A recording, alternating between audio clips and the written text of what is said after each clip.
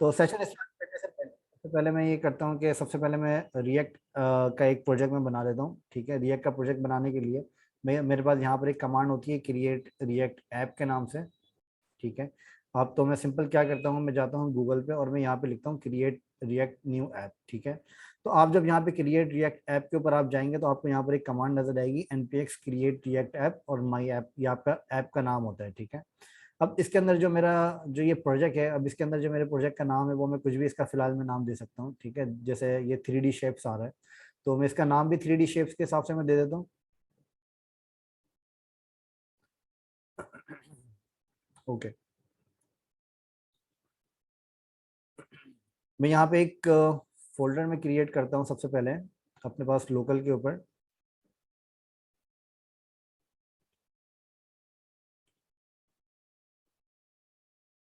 Test assignment के नाम से ये प्रोजेक्ट यहाँ पर ओपन करने के बाद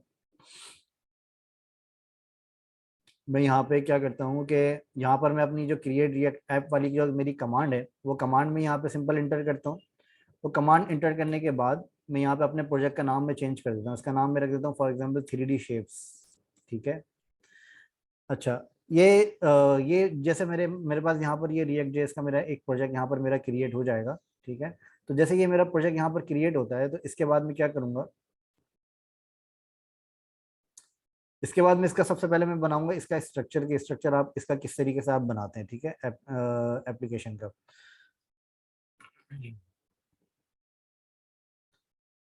अच्छा, एप्लीकेशन का स्ट्रक्चर बनाने के लिए जैसे मैंने आपको लास्ट सेशंस अपने पुराने सेशंस के अंदर मैंने आपको बताया था कि जब भी आप यहाँ पर क्रिएट रिएक्ट ऐप जब आप करते हैं तो आपके पास यहाँ पर कुछ आपके पास डायरेक्टरीज आपके पास यहाँ पर बनी हुई आ जाती हैं। ठीक है, तो जब ये डायरेक्टरीज को आप यहाँ पर देखते हैं तो आपके पास यहाँ पर पैकेज डॉट जेसन वगैरह भी आपके पास यहाँ पर बना हुआ आ जाता है और इसके अलावा SRC पब्लिक वगैरह भी आपके पास यहाँ पर डायरेक्टरीज बनी हुई आ जाती हैं। अब इसके अंदर जो हमारे पास कमांड होती है वो हमारी कमांड यहाँ पर लिखी होती है npm रन स्टार्ट के अंदर। मैं यहाँ पे कमांड रन करता हूँ npm रन स्टार्ट। ठीक है, npm sorry cd 3D shapes npm run start. ठीक है, तो मैंने यहाँ पर npm रन स्टार्ट की कमांड मैंने यहाँ पर रन करी तो ये कमांड रन करते ही आपको यहाँ पर नजर आएगा कि हमारा जो है वो हमारी जो एप्लीकेशन है वो यहाँ पर मेरी स्टार्ट हो गई। रिएक्ट जेएस की फर्स्ट एप्लीकेशन हमारी यहाँ पर स्टार्ट हो गई है। ठीक है, अब इसके अंदर हम सिंपल क्या करेंगे, इसके अंदर हम सिंपल ये करेंगे कि हम इसके अंदर अपना स्ट्रक्चर हम अपनी ऐप का सबसे पहले बनाएंगे। ठीक है, अपनी ऐप का स्ट्रक्चर बनाने के लिए हमारे पास यहाँ पर एक index dot C S S वगैरह यहाँ पर ऑलरेडी लगी हुई है। ठीक है, index dot C S S हमारे पास लगी हुई है और इसके अलावा हमारे पास यहाँ पर कुछ और भी फाइल्स वगैरह हमारे पास यहाँ बनी हुई है। ठीक है, app dot C S S बनी हुई है, index dot C S S बनी हुई है और इंडेक्स डॉट जेएस के अंदर आपको यहाँ पर और भी काफ़ी सारी चीज़ आपको नजर आएंगी कि आपके स्टाइल्स वगैरह भी यहाँ पर कॉल हो रहे हैं ऑलरेडी। ठीक है, अच्छा, इसके अंदर मैं क्या करूंगा, सबसे पहले मैं यहाँ पर दो अपने मैं यहाँ पर सबसे पहले एक डायरेक्टरी बनाऊंगा न्यू फोल्डर के अंदर कंपोनेंट्स की। ठीक है, कंपोनेंट्स के अंदर मेरे पास यहाँ पर अब जैसे मेरे यहाँ पर स्ट्रक्चर आ रहा है तो इस स्ट्रक्चर के हिसाब से मेरे जो कंपोनेंट्स होंगे वो मेरा एक हेडर कंपोनेंट होगा। ठीक है, हेडर कंपोनेंट के अलावा एक मेरा फुटर का एक कंपोनेंट होगा। ठीक है, फुटर के कंपोनेंट के अलावा ये वाली सारी चीज़ें हम अपने इंडेक्स के पेज के ऊपर भी हम रख सकते हैं। ठीक है, तो ये हमारे यहाँ पे सारी इस तरह से हम यहाँ पे अपने स्ट्रक्चर को यहाँ पर डिवाइड करेंगे। अच्छा, अब इसके अंदर फॉर एग्जांपल मैं यहाँ पे करता हूँ कंपोनेंट्स के अंदर एक कंपोनेंट में बनाता हूँ header dot JS, header dot JS. ठीक है, हेडर डॉट जेएस कंपोनेंट बनाया, एक कंपोनेंट मैंने यहाँ पर बनाया फुटर डॉट जेएस के नाम से। ठीक है, ये दो मैंने यहाँ पर कंपोनेंट बना दिए। अच्छा, हेडर डॉट जेएस के अंदर मेरा क्या कंपोनेंट के अंदर क्या आएगा, हेडर डॉट जेएस के कंपोनेंट के अंदर मेरा आएगा एक्सपोर्ट डिफॉल्ट। जैसे कि ये मेरा कंपोनेंट है, सॉरी ये मैं फुटर का कर रहा हूँ, हेडर के ऊपर मैं कर देता हूँ। ठीक है, एक्सपोर्ट डिफॉल्ट हेडर, ये जैसे मैंने आपको बताया था कि जब आप कंपोनेंट का नाम यहाँ पर रखते हैं, जब आप किसी भी कंपोनेंट को एक्सपोर्ट डिफॉल्ट करते हैं तो आप यहाँ पर उसका नाम आप कैपिटल रखते हैं। ठीक है, अच्छा, एक्सपोर्ट डिफॉल्ट हेडर, अब अगर आप यहाँ पर भी देखेंगे तो यहाँ पर भी आपको ये चीज़ आपको नजर आएगी कि जो फंक्शन आपका नाम यहाँ पर लिखा हुआ है वो आपका ऐप इसका कैपिटल नाम आपका यहाँ पर लिखा हुआ है। ठीक है, जो भी आपका यहाँ पर एक्सपोर्ट डिफॉल्ट है वो आपका कैपिटल नाम के साथ यहाँ पर आपका लिखा हुआ है। ठीक है, तो यहाँ पर मैं एक्सपोर्ट डिफॉल्ट हेडर कर देता हूँ और एक्सपोर्ट डिफॉल्ट हेडर करने के बाद मैं यहाँ पर एक फंक्शन बना देता हूँ फंक्शन हेडर। ठीक है, और इसके अंदर मैं रिटर्न करवा देता हूँ for example H1, this is my header. ठीक है, ये मैंने एक सिंपल हेडर का कंपोनेंट बना दिया, इसी को मैं कॉपी करके फुटर के कंपोनेंट के अंदर मैं पेस्ट कर देता हूँ और इसको मैं कर देता हूँ फुटर। ठीक है, फुटर। अच्छा, अब मेरे पास यहाँ पर एक आ रहा है ऐप डॉट जेएस के नाम से एक कंपोनेंट मेरे पास यहाँ पर आ रहा है। इसके अंदर मैं अपना यहाँ पर सबसे पहले क्या करूंगा, मैं यहाँ पर सबसे पहले अपना हेडर में यहाँ पर कॉल करूंगा। ठीक है, अच्छा, अपना हेडर कॉल करने के लिए सबसे पहले मैं यहाँ पर एक मेन के नाम से एक ये बना देता हूँ, मेन। ठीक है, और अच्छा, अब आप इस चीज़ को नोटिस करें कि मैं इसको जो है डायरेक्टली रिएक्ट जेएस की जो ऐप है मैं उसी को मॉडिफाई कर रहा हूँ। ठीक है, तो ये है कि इसके अंदर हमें काफ़ी ज़्यादा हेल्प हो जाती है कि आपको स्ट्रक्चर आपको यहाँ पर बना बनाया मिल जाता है, मतलब जो भी रिएक्ट जेएस का सैंपल प्रोजेक्ट आपका होता है। ओके, एनीवेज, अब मैं इसके अंदर यहाँ पे हेडर कॉल कर देता हूँ। ठीक है, हेडर मैंने यहाँ पर कॉल किया कि ये हेडर मैंने यहाँ पर इंपोर्ट करवाया, और इस हेडर को इंपोर्ट करवाने के बाद मैंने यहाँ पर इस हेडर को इनिशियलाइज कर दिया। ठीक है, अब इस हेडर के बाद मैं यहाँ पे इसी तरीके से मैं फुटर कॉल कर देता हूँ, footer import header from components footer. ठीक है, इसी तरीके से हमने यहाँ पर फुटर कॉल कर दिया। तो अब आपको यहाँ पर हेडर नजर आ रहा है और आपको यहाँ पर फुटर नजर आ रहा है। ओके, अच्छा, अब इसके अंदर जो हेडर आपके पास आ रहा है, इस हेडर के अंदर आपके पास यहाँ पर दो आपके पास अच्छा, अब अगर आप यहाँ पर देखेंगे तो आपके पास यहाँ पर हेडर भी आ रहा है और आपके पास यहाँ पर फुटर भी आ रहा है। ठीक है, तो सबसे पहला हमारा काम ये होता है कि हम इसका सबसे पहले स्ट्रक्चर बनाते हैं। स्ट्रक्चर के अंदर हमारे पास क्या होगा कि हमारे पास एक मेन, एक ऐप के नाम से एक हमारे पास क्लास होगी। ठीक है, इसको मैं कर देता हूँ मेन रैपर। ठीक है, एक मेन रैपर के नाम से मेरे मेरे पास यहाँ पर एक क्लास होगी, फिर उसके बाद मेरे पास यहाँ पर एक हेडर बना हुआ आएगा और एक यहाँ पर फुटर बना हुआ आएगा। अच्छा, अब जो आपका ये हेडर बना हुआ आता है आपके पास, इस हेडर के बाद आपके पास यहाँ पर बना हुआ आएगा, फॉर एग्जांपल एक आपके पास डिव बनी हुई आएगी, या फिर इसको भी मैं एक काम करता हूँ, एक कंपोनेंट में यहाँ पर बना लेता हूँ, कंपोनेंट, और इस कंपोनेंट का मैं नाम दे देता हूँ हीरो सेक्शन। ठीक है, हीरो सेक्शन डॉट जेएस, ये मैंने यहाँ पे कंपोनेंट का नाम दे दिया, इसको मैंने यहाँ पे बता दिया फंक्शन हीरो सेक्शन। ठीक है, और यहाँ पर मैंने इसको बता दिया एक्सपोर्ट डिफॉल्ट हीरो सेक्शन, इसका मैंने यहाँ पे बता दिया रिटर्न, और रिटर्न के अंदर मैं इसको बता दूंगा रिटर्न में मुझे क्या करना है। फॉर एग्जांपल रिटर्न के अंदर मुझे हीरो सेक्शन रिटर्न करना है। अच्छा, हीरो सेक्शन आपका क्या होता है, जो आपका ये वाला पार्ट होता है सेंटर के एरिया का, ये जो पार्ट होता है आपके पास, जिस जो आपका हाईलाइटेड होता है, जिसके अंदर आपके मोस्टली जो स्लाइडर्स चल रहे होते हैं, तो उनको हम टेक्निकल टर्म के अंदर हम उनको कहते हैं हीरो सेक्शन। ठीक है, फॉर एग्जांपल अगर आप यहाँ पर करीम की वेबसाइट को अगर आप यहाँ पर देखें, तो या फिर करीम के अलावा अगर आप यहाँ पर फूड पांडा की वेबसाइट को अगर आप यहाँ पर देखें, तो फूड पांडा की वेबसाइट हो या करीम की वेबसाइट हो या कोई भी बड़ी वेबसाइट जो आपके पास होती है, उनके अंदर जो आपके पास फर्स्ट सेक्शन जो आपको ये नजर आ रहा होता है, ये सेक्शन आपका कहलाता है हीरो सेक्शन, जो कि आपका हाईलाइटेड बैनर सेक्शन होता है। ठीक है, अच्छा, फिर इसके अलावा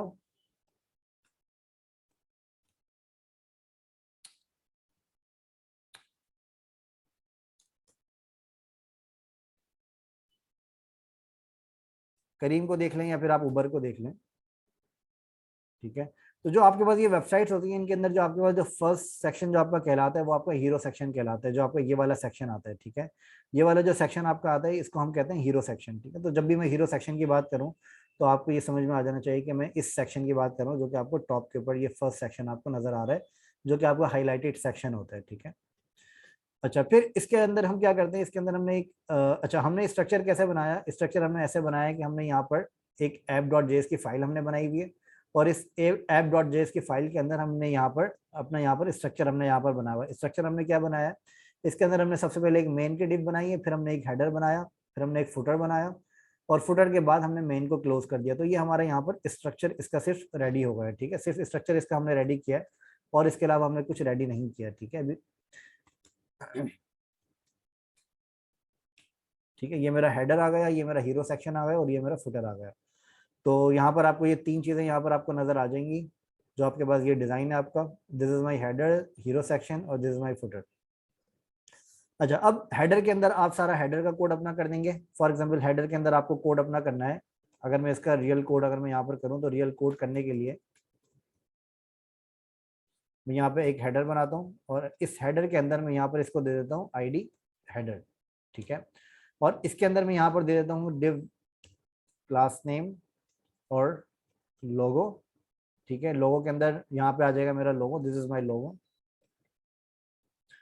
लोगों के बाद आपके पास यहाँ पर आ जाएगा आपका मेन्यू, जो आपका यहाँ पर ये मेन्यू आ रहा है, ठीक है। अब ये जो मेन्यू आपके पास यहाँ पर आ रहा है, ये मेन्यू का भी आप चाहें तो एक अलग कंपोनेंट आप बना सकते हैं, या फिर आप चाहें तो आप इसको यहाँ पर भी आप रख सकते हैं, ठीक है। मैं यहाँ पे मेन्यू को यहाँ पे डिफाइन करता हूँ क्लास नेम, और यहाँ पर मैं इसको बता देता हूँ फॉर एग्जाम्पल नेविगेशन, ठीक है। नेविगेशन के अंदर मैंने इसका बताया यूएल। अच्छा, ये मैं आप लोगों को इसलिए बना के दिखा रहा हूँ क्योंकि आप लोग जो सारे स्टूडेंट्स हैं वो ज़्यादातर फ्रंट एंड डेवलपमेंट के स्टूडेंट्स हैं, ठीक है। तो फ्रंट एंड डेवलपमेंट वालों को इस चीज़ के बारे में काफ़ी ज़्यादा, अभी जो आप लोग स्टूडेंट्स हैं तो आप लोगों को इस चीज़ के बारे में काफ़ी ज़्यादा प्रॉब्लम हो रही होती है कि आप लोग क्लास नेम के नेमिंग कन्वेंशंस को आप कैसे डिफाइन करें, या फिर आप जो है इसको स्ट्रक्चराइज आप कैसे करें अपनी वेबसाइट को, या फिर अपने जो आप पेज अपना बना रहे हैं उसको आप कैसे स्ट्रक्चराइज करें, उसकी सीएसएस को आप कैसे डिफाइन करें, उसके कोड को आप जो है वो किस तरीके से आप जो है वो जीरो से आप कैसे स्टार्ट करें किसी भी प्रोजेक्ट को, ठीक है। तो इस वजह से मैं ये आपको जीरो से स्टार्ट करके मैं दिखा रहा हूँ ताकि आपको इस चीज़ के बारे में आइडिया हो कि जब आपको कोई प्रोजेक्ट आपको जीरो से स्टार्ट करना है तो वो आपको कैसे स्टार्ट करना है, ठीक है। अच्छा, इसके अंदर मैंने यहाँ पर एक डिव बनाई, फिर इसके बाद मैंने यहाँ पर एक नेविगेशन मैंने यहाँ पर बनाई अपनी, ठीक है। नेविगेशन के अंदर मैं यहाँ पर इसको बता देता हूँ, फॉर एग्जाम्पल मैं यहाँ पर इसको बता देता हूँ Ahref, ठीक है। अच्छा, मैं यहाँ पर Ahref यूज कर रहा हूँ, लेकिन रिएक्ट जेएस के अंदर आपके पास Ahref यूज नहीं होता है इंटरनल लिंकिंग के लिए, ठीक है। तो ये मैं आपको बाद में बताऊंगा क्योंकि अभी मैंने आपको राउट्स नहीं पढ़ाए, तो मैं राउट्स के बाद में आपको बताऊंगा कि ये Ahref के बजाय आप यहाँ पर क्या लिखते हैं, ठीक है। वैसे ही इसका जो कोड होता है वो आपका लिंक होता है, ठीक है। लेकिन लिंक आपका इस तरीके से ये काम नहीं करता, इसके लिए आपको राउट्स डिफाइन करने पड़ते हैं, ठीक है। तो वो मैं आपको बाद में बताऊंगा नेक्स्ट सेशन के अंदर कि राउट्स आप कैसे यूज करते हैं। इंशाल्लाह हम कल इस चीज़ को देखेंगे, अगर हम आज इसको कंप्लीट कर लेते हैं तो, ठीक है। इसको मैं यहाँ पे अपना मेन्यू दे देता हूँ। मेन्यू जैसे फॉर एग्जाम्पल मेरे पास यहाँ पर मेन्यू मेरे पास यहाँ पर नजर आ रहा है, ठीक है। मेन्यू के अंदर मेरे पास यहाँ पर नजर आ रहा है होम, प्रोडक्ट और सपोर्ट, ठीक है। अब ये आपके पास मेन्यू यहाँ पर आपको नजर आ रहा है। मैं इसको यहाँ पर सिंपल मेन्यू दे देता हूँ,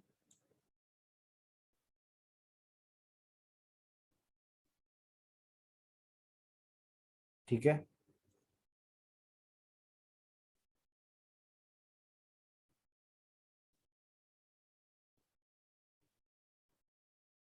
ठीक है, यहाँ पर मैंने सिंपल इसका मेन्यू बनाया जिसके अंदर मैंने यहाँ पर इसको चार मैंने इसके अपने मेन्यू आइटम्स मैंने यहाँ पर डिफाइन कर दिए।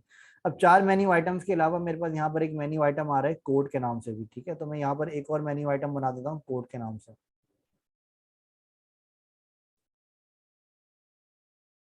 ठीक है। ये मैंने चार यहाँ पर अपने पांच यहाँ पर मेन्यू आइटम्स बना दिए। अब इसके अंदर मेरे पास एक जो मेन्यू है उसका मेरे पास स्टाइल यहाँ पर डिफरेंट आ रहा है, ठीक है। अब फॉर एग्जाम्पल ये होम का स्टाइल मेरे पास यहाँ पर डिफरेंट कलर का आ रहा है, वो इस वजह से आ रहा है क्योंकि मैं यहाँ पर होम के पेज के ऊपर मैं अभी यहाँ पर लैंड किया हुआ हूँ, तो इस वजह से मेरे पास ये होम एक्टिव आ रहा है यहाँ पर। तो इसको मैं यहाँ पर क्या करता हूँ, मैं यहाँ पर एक क्लास दे देता हूँ एक्टिव, ठीक है। अब इसके लिए इसके अलावा आप यहाँ पर देखेंगे तो आपके पास यहाँ पर कोड का भी स्टाइल आपके पास डिफरेंट आ रहा है, ठीक है। कोड का जो स्टाइल आपके पास डिफरेंट आ रहा है, स्टाइल कैसे डिफरेंट आ रहा है, इसके अंदर आपको कोई बैकग्राउंड नजर नहीं आ रहा है, लेकिन इसके ऊपर आपको बैकग्राउंड नजर आ रहा है और इसका कलर्स भी व्हाइट आ रहे हैं, ठीक है। लेकिन इसके ऊपर आपको बैकग्राउंड वगैरह नजर नहीं आ रहा, ओके। अच्छा, तो इसके ऊपर मैं एक अलग स्टाइल दे देता हूँ। स्टाइल में इसका दे देता हूँ for example quote, quote BTN button, ठीक है। इसकी मैंने शॉर्ट फॉर्म मैंने यहाँ पर दे दी BTN, कोड BTN, या फिर आप इसको कर सकते हैं BTN कोड, ठीक है, बटन कोड, ओके। ये करने के बाद अब जब आप यहाँ पर देखते हैं अपने पास, तो यहाँ पर आपको ये सारे मेन्यूज आपको यहाँ पर नजर आ रहे हैं होम, प्रोडक्ट, सपोर्ट, अबाउट और कोड। अभी मैंने इसकी CSS पे काम नहीं किया, अभी मैं आपके सिर्फ HTML के ऊपर काम कर रहा हूँ, ठीक है। अच्छा, अब मैं इसके अंदर क्या करता हूँ, अब मैं इसके अंदर थोड़ा सा इसका बैकग्राउंड के ऊपर मैं थोड़ा काम कर लेता हूँ ताकि थोड़ा सा मेरा इसका एक अलग से एक इसका लुक एंड फील इसका मेरा निकल कर आ जाए, ठीक है। अच्छा, बैकग्राउंड के ऊपर काम करने के लिए मुझे हीरो सेक्शन करना पड़ेगा। हीरो सेक्शन के अंदर मैं यहाँ पर करता हूँ क्लास नेम, ठीक है। क्लास नेम में मैं कर देता हूँ हीरो सेक्शन, ओके। ये मैंने क्लास नेम यहाँ पर कर दी हीरो सेक्शन के नाम से। अब ये क्लास नेम के बाद, अच्छा, अब ये क्लास नेम के बाद मैं क्या करता हूँ कि मैं यहाँ पर हीरो सेक्शन का अपना मैं कंटेंट अपना स्ट्रक्चर में इसका क्रिएट कर लेता हूँ, ठीक है। अच्छा, अगर इसका स्ट्रक्चर आप देखेंगे तो ये वाला जो स्ट्रक्चर इसका आ रहा है, ये आपके यहाँ पर दो कॉलम्स अलग अलग बने हुए हैं। एक आपके पास ये एक कॉलम है एक कॉलम आपके पास ये वाला एक कॉलम है, इस कॉलम के अंदर आपके पास ये इमेज आ रही है, ठीक है, और इस कॉलम के अंदर आपके पास, इस कॉलम के अंदर आपके पास आपका ये कंटेंट आ रहा है, ठीक है, ये तीनों चीजें आपके पास इस कॉलम के अंदर आ रही हैं। तो अगर आप इसको, अगर आप यहाँ पर डिवाइड करें तो आपका एक कॉलम ये है और आपका एक कॉलम ये है, ठीक है। और जैसे कि अगर आपको याद हो तो मैंने आपको बताया था कि जो आपके कॉलम्स होते हैं वो कॉलम्स, कॉलम आपके बाद में होते हैं, कॉलम से पहले आपकी एक रॉ होती है, ठीक है। सबसे पहले आपकी ये एक रॉ है, फिर रॉ के बाद आपका वो आपके वो दो कॉलम्स है। तो ये बात अपने ध्यान में रखिएगा जब भी आप HTML के अंदर कोई भी कॉलम आप यहाँ पर बनाए। फॉर एग्जाम्पल मैं यहाँ पर एक कॉलम बनाता हूँ, कंटेंट लेफ्ट, और एक कॉलम में बनाता हूँ कंटेंट राइट, ठीक है। कंटेंट लेफ्ट के अंदर मेरे पास यहाँ पर H1 आ रहा है, यहाँ पर इसकी मेरी हेडिंग आ रही है massive library of free 3D shapes, ठीक है। और इसके बाद यहाँ पर मेरे पास एक पैराग्राफ आ रहा है, ये पैराग्राफ मेरे पास, मैं इसी पैराग्राफ को यहाँ पर यूज कर लेता हूँ, ठीक है। अब कॉलम राइट के अंदर मेरे पास क्या आ रहा है, कॉलम राइट के अंदर मेरे पास आ रही है इमेज, इमेज को फिलहाल मैं यहाँ पे लिख देता हूँ इमेज, ठीक है।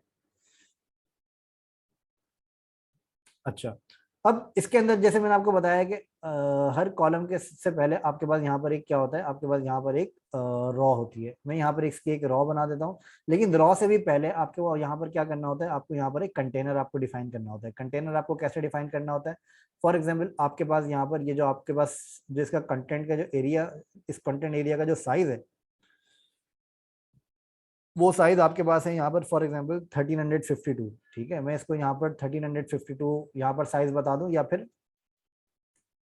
यहाँ पर एक बना देता हूँ क्लास नेम कंटेनर, ठीक है। और कंटेनर के अलावा मैं यहाँ पर इसको, अब अगर आप यहाँ पे देखेंगे तो यहाँ पर एक कंटेनर मैंने बना दिया। इस कंटेनर के बाद मुझे यहाँ पर बनानी है अपनी एक रॉ, हीरो रॉ, ठीक है। तो ये एक मैंने यहाँ पर अपने सेक्शन बना दिया जिसके अंदर मेरा ये मेरा लेफ्ट कॉलम आ गया, और इसके अलावा मैंने यहाँ मेरे पास यहाँ पर मेरा एक राइट कॉलम आ जाता है, ठीक है। तो ये मेरा लेफ्ट कॉलम है और ये मेरा राइट कॉलम है। ये आपको समझाने के लिए मैंने यहाँ पर ये लिख दिया है कि ये दो अलग अलग डिव्स मैंने यहाँ पर बनाई हुई है। लेफ्ट कॉलम के अंदर आपके पास कंटेंट आ गया और राइट कॉलम के अंदर आपके पास इमेज आ गई। अच्छा, फिर इसके बाद अगर आप यहाँ पर आप देखते हैं तो यहाँ पर आपके पास कुछ और भी चीज़ें आपको यहाँ पर नजर आती हैं। एक सबसे पहले आपको एक चीज़ ये नजर आती है कि आपकी जो app.css है जो आपने यहाँ पर कॉल करी हुई है, आप इस app.css के अंदर आप जाएंगे, ठीक है। और इसके अंदर मैं पूरा रिमूव कर देता हूँ, ठीक है। पूरा रिमूव करने के बाद मैं यहाँ पर एक स्टाइल ऐड करता हूँ ये चेक करने के लिए कि ये मेरी कॉल भी हो रही है यहाँ पर या नहीं हो रही, ठीक है। ये मैंने ऐड किया। अब आप अगर मैं यहाँ पर देखता हूँ तो सबके ऊपर मेरे पास बॉर्डर आ गया है। इसका मतलब ये है कि मेरी app.css जो है ये मेरी सही चल रही है यहाँ पर, तो इसको मुझे चेंज करने की जरूरत नहीं है, ठीक है। मैं आपको बाद में बताता हूँ कि इसके अंदर आप मजीद और CSS के मॉड्यूल्स आप कैसे ऐड कर सकते हैं, वो मैं आपको बताता हूँ बाद में, ठीक है। ओके। अच्छा, फिर इसके बाद आपको यहाँ पर क्या करना होता है, आपको यहाँ पर जैसे आपने यहाँ पर app.css आपने यहाँ पर ऐड करी है, इसी तरीके से मैं चाहूँ तो मैं यहाँ पर हीरो सेक्शन के अंदर भी यहाँ पर मैं इसकी अपनी CSS में यहाँ पर ऐड कर सकता हूँ, ठीक है। इसके अंदर मैं चाहूँ तो यहाँ पर मैं header.css में यहाँ पर ऐड कर सकता हूँ, ठीक है। अगर मैं यहाँ पर एक फाइल बना दूँ header.css के नाम से,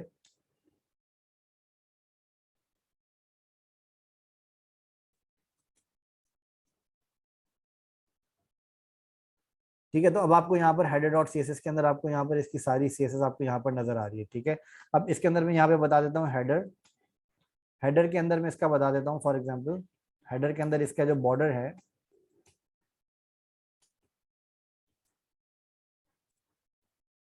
ठीक है। अब आप अगर यहाँ पर देखेंगे तो आपको यहाँ पर हेडर के बॉर्डर नजर आ रहे हैं, वो आपको मैं इसको पर्पल कर देता हूँ ताकि डिफरेंस नजर आए आपको, ठीक है। अब ये जो आपको हेडर के अंदर जो बॉर्डर नजर आ रहे हैं उसका कलर डिफरेंट आ रहा है आपके पास, और ओवरऑल जो आपको बॉर्डर नजर आ रहा है उसका कलर आपके पास डिफरेंट आ रहा है, ठीक है। ये मैंने आपको समझाने के लिए यहाँ पर बॉर्डर लगाए, वैसे इसकी हमें जरूरत नहीं है, ठीक है। इसके अंदर हम क्या करेंगे, इसके अंदर हमें app.css के अंदर हमें app.js का कोड लिखना है। app.js के अंदर फॉर एग्जाम्पल हमने जो क्लास डिफाइन करी है वो मेन रैपर है, ठीक है। यहाँ पर मैं लिख देता हूँ इसको मेन रैपर, ठीक है। मेन रैपर की क्लास सिर्फ मैं डिफाइन कर देता हूँ। मेन रैपर की क्लास डिफाइन करने के बाद हेडर मैंने डिफाइन कर दिया, और हेडर डिफाइन करने के बाद मैं यहाँ पर एक और CSS में बना देता हूँ, इसको मैं दे देता हूँ हीरो सेक्शन, ठीक है। और इसी तरीके से मैं यहाँ पर हीरो सेक्शन को भी मैं यहाँ पर कॉपी कर देता हूँ।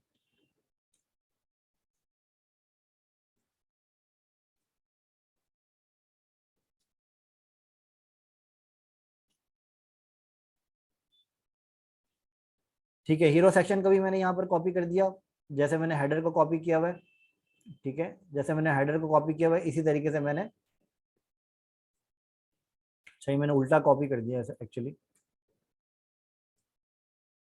हेडर को मैंने कॉपी किया और यहाँ पर मैंने हीरो सेक्शन को कॉपी कर दिया। ठीक है, तो आपको यहाँ पर जो आपको नजर आएगा, अब यहाँ पर आपको मल्टीपल फाइल्स आपको यहाँ पर नजर आ रही है। एक आपके पास हीरो सेक्शन नजर आ रहा है और एक आपके पास जेएस नजर आ रही है। ठीक है, तो हेडर डॉट जेएस नजर आ रही है। अब हेडर डॉट जेएस के अंदर जो फाइल आपकी आ रही है वो आ रही है हेडर डॉट सीएसएस, और हीरो सेक्शन के अंदर जो आपके पास फाइल आ रही है वो आ रही है हीरो सेक्शन डॉट सीएसएस। ठीक है, हीरो सेक्शन डॉट सीएसएस के अंदर मैं यहाँ पर डिफाइन करता हूँ हीरो सेक्शन।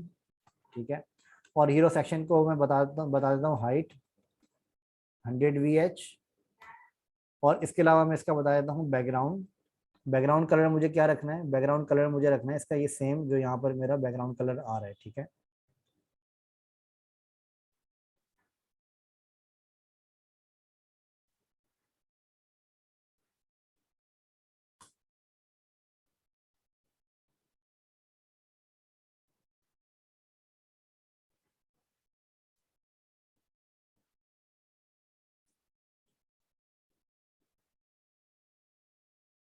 अच्छा फिलहाल मैं एक काम करता हूँ, यहाँ पर मैं सिंगल बैकग्राउंड कलर डिफाइन कर देता हूँ, क्योंकि हमारी मीटिंग एंड हो रही है। आप लोग दोबारा ज्वाइन कर लीजिएगा, मैं फिर आपको बाद में इसका मतलब जो भी मीटिंग हमारी दोबारा शुरू होगी उसके अंदर मैं आपको इसका वो करके दिखाता हूँ, इमेज वगैरह कैसे लगानी है, क्योंकि वहाँ से मुझे इमेजेस एक्सपोर्ट भी करनी पड़ेंगी तो उसमें टाइम लग जाएगा। अच्छा मैं यहाँ पर क्या करता हूँ, मैं सिंपल यहाँ पर ये बैकग्राउंड कलर में यहाँ पर फिलहाल यूज़ कर लेता हूँ, सिर्फ आपको ये दिखाने के लिए कि ये सही से काम कर रहा है या नहीं। ठीक है, मैंने यहाँ पर हीरो सेक्शन की मैंने आईडी दी हुई है, ये क्लास होनी चाहिए मेरी। ठीक है, अब आपको यहाँ पर ये बैकग्राउंड आपको यहाँ पर नजर आ जाएगा। ठीक है, अब ये बैकग्राउंड के अलावा अगर आप यहाँ पर देखेंगे तो आपके पास यहाँ पर हेडर भी आपको यहाँ पर नजर आ रहा है। ठीक है, अब हेडर जो आपको यहाँ पर नजर आ रहा है उस हेडर के अंदर भी मुझे जाहिर है वो कंटेनर वगैरह बनाना पड़ेगा। मैं यहाँ पर इसको कंटेनर बना देता हूँ हेडर के अंदर भी। ठीक है, इसको मैं यहाँ पे क्लास देता हूँ कंटेनर की, क्योंकि सारा कंटेंट जो है मेरा वो सेंटर्ड कंटेंट होगा, तो इस वजह से मैं यहाँ पर कंटेनर की क्लास में यहाँ पर दे रहा हूँ। ठीक है, अब कंटेनर के ऊपर मैंने फिलहाल कोई यहाँ पर स्टाइल नहीं लगाया हुआ, लेकिन कंटेनर का जो ग्लोबल स्टाइल है वो हम यहाँ पर डिफाइन करेंगे app dot C S S के अंदर। ठीक है, तो app dot C S S के अंदर मैं स्टाइल डिफाइन कर देता हूँ मैक्स विड्थ।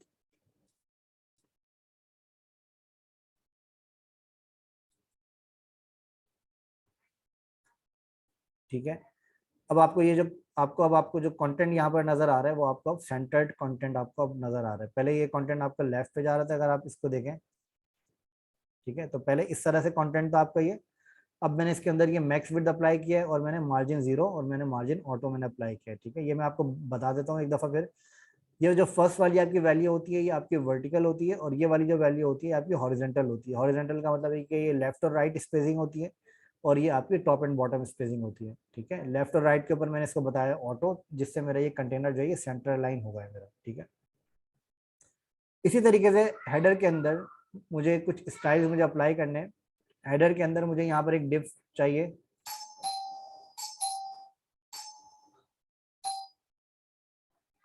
अब ये जो डिव आपको यहाँ पर नजर आ रही है,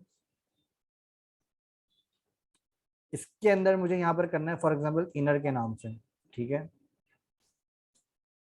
इसके अंदर मैं करता हूँ इनर, और ये करने के बाद मैं क्या करता हूँ, मैं यहाँ पर अप्लाई करता हूँ डिस्प्ले फ्लेक्स अलाइन आइटम्स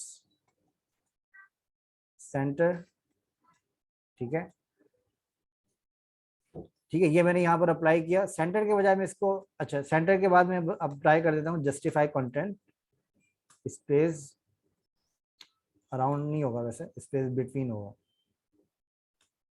ठीक है, अच्छा अब आपको ये जो चीज़ आपको अब नज़र आ रही है इसके अंदर आपको ये लोगों की डिव आपको लेफ्ट पे नज़र आ रही है और मेन्यू आपको राइट पे नज़र आ रहा है। ठीक है, तो ये वाली चीज़ हमारी क्लियर हो गई कि आपका अगर आप डिज़ाइन देखें तो डिज़ाइन के अंदर आपका लोगो लेफ्ट पर है और आपका जो मेन्यू आ रहा है वो आपका राइट पर आ रहा है। ठीक है, तो ये आपका डिज़ाइन है। ठीक है, अब इस डिज़ाइन के बाद अब आपको क्या करना है, अब इसी तरीके से आपको यहाँ पर आपको यहाँ पर इसको भी आपको अलाइन करना है सिंगल लाइन, ठीक है। वो इसको सिंगल लाइन अलाइन करने के लिए आप यहाँ पर क्या करेंगे, आप यहाँ पर बनाएंगे नेविगेशन की क्लास, जो कि ऑलरेडी मैंने वहाँ पर डिफाइन करी हुई है।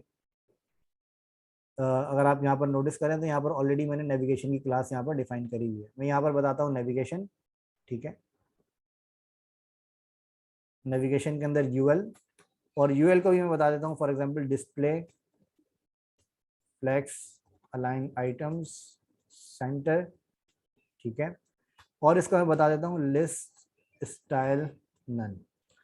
लिस्ट स्टाइल नन मैंने क्यों बताया इसको, उसकी वजह यह है कि जो लिस्ट स्टाइल नन आपका होता है, जब आप यूएल डिफाइन करते हैं तो यूएल आपका क्या करता है, आपको बुलेट पॉइंट्स दिखा देता है। अगर आप यहाँ पर देखें तो आपको यहाँ पर बुलेट पॉइंट्स आपको यहाँ पर नजर आ रहे हैं, ठीक है। तो ये बुलेट पॉइंट्स को हटाने के लिए मैंने क्या किया, मैंने यहाँ पर लिस्ट स्टाइल नन मैंने यहाँ पर लगाया, ठीक है। अच्छा, ये बॉर्डर मैंने यहाँ पर लगाया, तो आई होप कि ये आपको कंफ्यूजन क्रिएट नहीं कर रहा होगा, ये आपको समझाने के लिए मैंने लगाया। तो इससे आपको क्लियर हो रहा होगा कौन से डिव किस वक्त कौन सी पोजीशन पर है, ठीक है। अच्छा, फिर इसके बाद मैं यहाँ पर बता देता हूँ डॉट नेविगेशन LI A, और इसको मैं बता देता हूँ फॉर एग्जांपल डिस्प्ले ब्लॉक, और इसको मैं बताता हूँ पैडिंग 0 और 10 पिक्सल, ठीक है।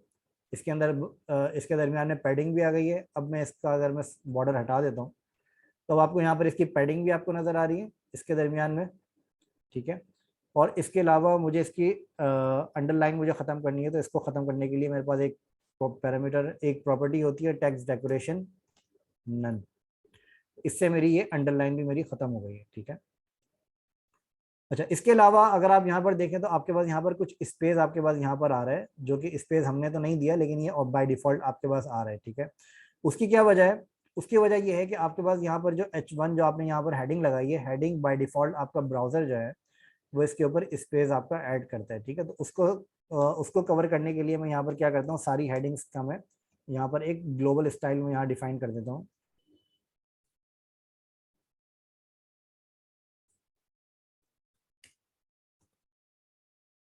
ठीक है।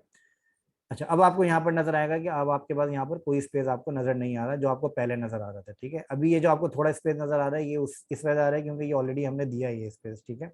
अदरवाइज ये स्पेस भी आपके पास नहीं आता, ठीक है। हमने यहाँ पर लोगो लगाया, और लोगो लगाने के बाद हमने यहाँ पर अच्छा यूएल के अंदर भी स्पेस आ रहा है, मैं यहाँ पर यूएल भी डिफाइन कर देता हूँ, यूएल, ठीक है। अब आपको वो भी स्पेस नजर नहीं आएगा जो कि पहले आ रहा था। अच्छा, अब ये स्पेस लाने के लिए आप क्या करेंगे, आपने जो यहाँ पर हेडर इनर का जो आपने यहाँ पर वो बनाया है, आपने यहाँ पर एक हेडर के अंदर आपने यहाँ पर एक इनर का आपने एक क्लास बनाई है, ठीक है।